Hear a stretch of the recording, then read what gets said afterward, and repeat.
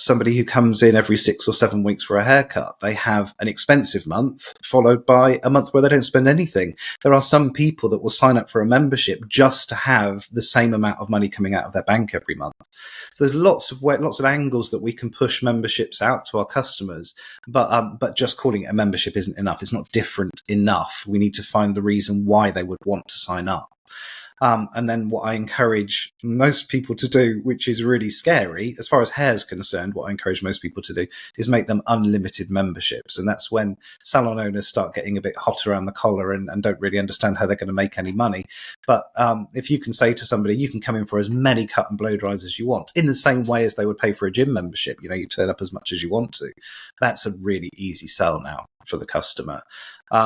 And I try and do that wherever we can. So we have, in my own salon, we have unlimited memberships for cutting, colour, conditioning treatments, and we've even got an unlimited blow dry membership. Right. So they can. So what you do here then, Phil, is that you kind of just separate these into different forms of membership. Then, so you'll do a cutting membership. Is that right? Yep. Am I hearing you correctly on that? Yep. And then you'll do a colouring membership. Yeah. So then actually, given that sort of tier option. This is a work in progress. So at the moment, what I've got is I've got a cutting membership, I've got a cut and colour membership, I've got cut, colour and treatment membership, and then I've got everything unlimited.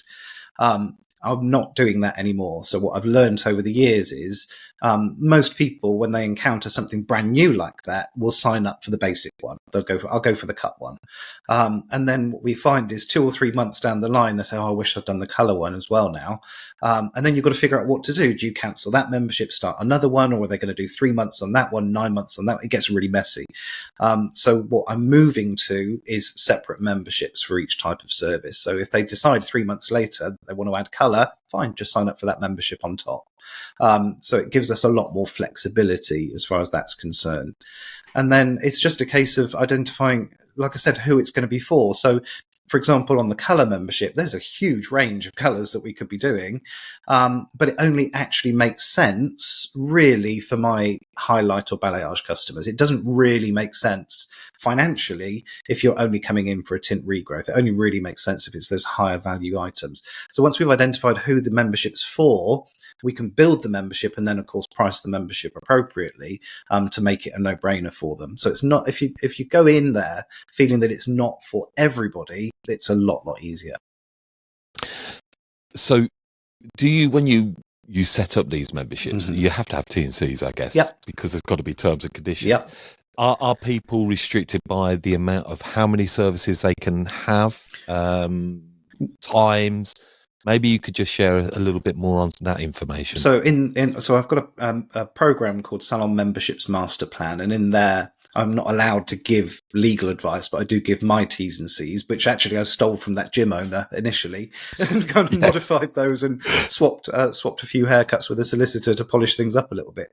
But yeah, there's T's and C's in there. So they are genuinely unlimited memberships. But for example, on the cutting membership, we would say that if you're not cutting off a certain amount of hair each time, then that's excessive and actually not fair.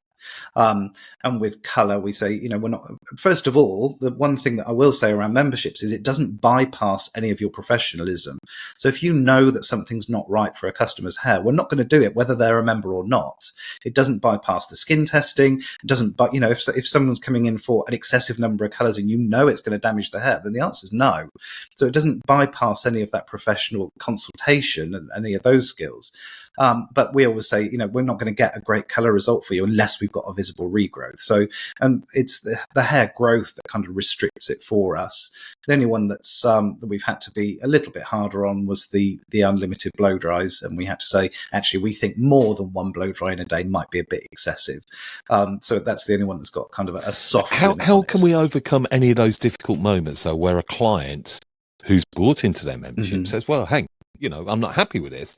Yeah. Have you got any examples of this and how you've had to deal with difficult situations around this membership model? We've always had a mechanism in place where people can cancel, and that's really, really important because again, I'm not allowed to give legal advice, but my understanding is if people can't cancel, that's no longer a membership agreement, that becomes a finance arrangement.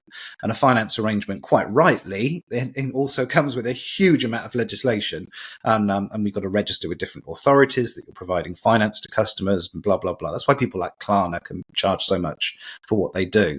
So we're very much a membership arrangement, so people can cancel. And if we get 2 or 3 months in and they're really not happy, we say, okay, fine, we'll just cancel the arrangement. And essentially what we do in that instance is we say, okay, this is the value of the services that you've had. This is how much you've given us in subscriptions. If there's a difference, you pay the difference and you can walk away. So they're no worse off than they would have been on pay as you go. And that kind of get out of jail free card is really important. And particularly in the first couple of years, we really emphasized that in the marketing. But generally, if I'm ever nervous about bringing memberships into a salon, what we'll do, and use it as part of the sales technique actually, is say that it's only available to people that have been customers for a certain amount of time, because then you can reflect on the pattern of spend. And I've got some customers that I've said, this is what you spent over the last year. If you've been a club member, we could have got that down to this amount. So if we can demonstrate their existing pattern of spend versus what it would be for the memberships, that's a really strong sales technique too. But usually if they've got a pattern of spend, they've got some loyalty, they've got a relationship with a stylist, we're not going to be signing people up that the memberships aren't going to work for. And I never sign people up for memberships on visit number 1. Normally, it's about visit number 3 or 4. When they've started to build a relationship with us, we've got an understanding of their hair and their needs and the kind of person that they are and frequency of visit, then we can start bringing memberships in.